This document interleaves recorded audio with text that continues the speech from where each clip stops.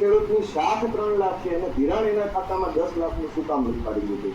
તો એમાં જિલ્લા સહકારી બેંકની મિલીભગત છે. તમે રૂપિયા લેઝરમાં ઉધાર્યા છે, રોજમેરમાં નાખ્યા છે, કેશરે કાઢ્યા છે, પ્રોસેસ 100 વખત થઈ ગયો. શાખ 3 લાખની છે એ ખેડૂતના ખાતામાંથી 10 લાખ, 12 લાખ, 8 લાખ કેવી રીતે ઉઠાવી લીધા? એ ખાલી મંડળીના મંત્રીની એકલાની ઓકાત નથી કે એટલું કરી શકે, એમાં બધા ભેગા છે.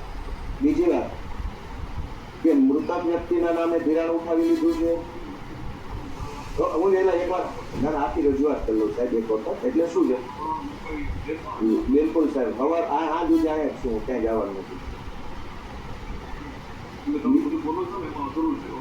કાંઈ વાંધો નહીં, આપણે પૂરું કરી નાખશું સાહેબ, એમાં કોઈ પ્રશ્ન નથી. ઉનાળો હજુ પૂરું ક્યાં થયું છે? ના ના ના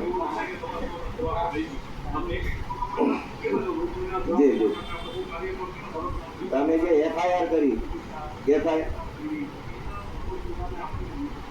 મંત્રીઓ છે, કમિટી મેમ્બર છે, પ્રમુખ છે, કે બેંકનો સ્ટાફ છે, બધા સામે એફઆઈઆર કરી છે. મેં વાંચી, બધી એફઆઈઆર મેં વાંચી, ચાર્જશીટ પણ મેં વાંચ્યા. જૂનીદારી ગુંદારી ગામમાં બેસીને 300 પાનાની ચાર્જશીટ હું વાંચીને પછી તમારે સામે ઉભો. તો હું વકીલ છું પાછો, એટલે હું તમને હમણાં કાયદો શીખવાડીશ થોડી વાર પછી.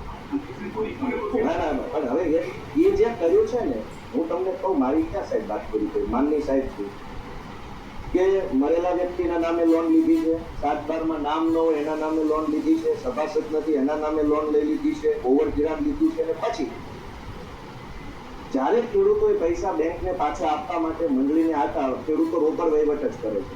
ખેડૂતના હાથમાં જણસ વેચી એના રોકડા રૂપિયા આવે.